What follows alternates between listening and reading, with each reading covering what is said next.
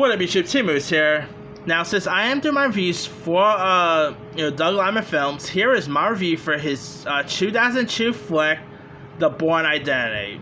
Now, The Bourne Identity, of course, the first installment of a trilogy of Bourne films, based on a very popular book trilogy, starring Matt Damon as the Tyro of Jason Bourne, who is this man who is near death, and he is like and he ends up not really remembering, like he has very total amnesia and does not really remember who he is, so hence why it's called The Bourne Identity.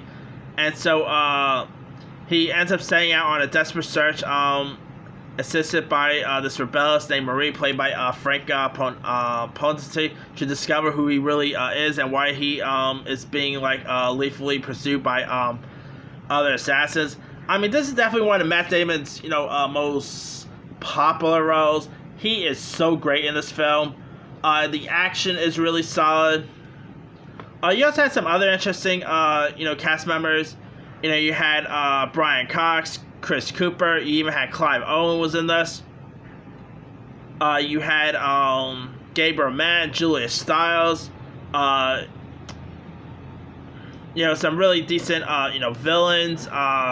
The action is definitely really fun to watch. I mean, of course, the Bourne movies are pretty popular. They are the.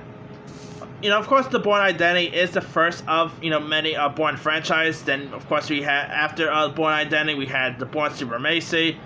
We had The Bourne Ultimatum. Then there was, of course, the Jeremy Renner one. Then Matt Damon reprised his role for Jason Bourne.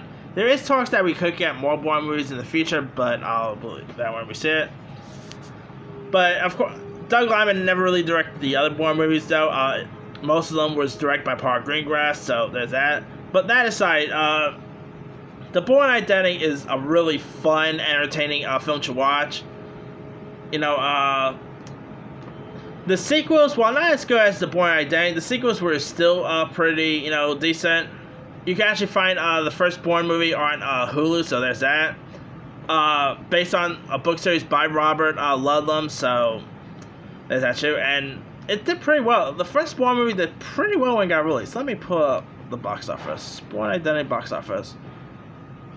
It made about $214 million. Then the other Bourne movies did pretty decent too. Supremacy made $209.6. Bourne Ultimate made $444.1.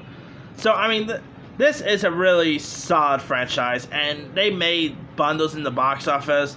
So yeah, I mean, if you guys have not really seen The Bourne Identity, definitely give it a go. I think you'll enjoy it. And of course, give the other sequels a go. Maybe except for Jason Bourne, to be honest. I do the last Jason Bourne that had Matt Damon in it. That was a bit of a disappointment. But that aside, The Bourne Identity is definitely the best out of the franchise. Anyway, let me leave you guys. Have you ever seen The Bourne Identity? If so, what you thought of it? Did you like it? Did you not like it? And for the heck of it, out of all the Jason Bourne movies, which one was your favorite?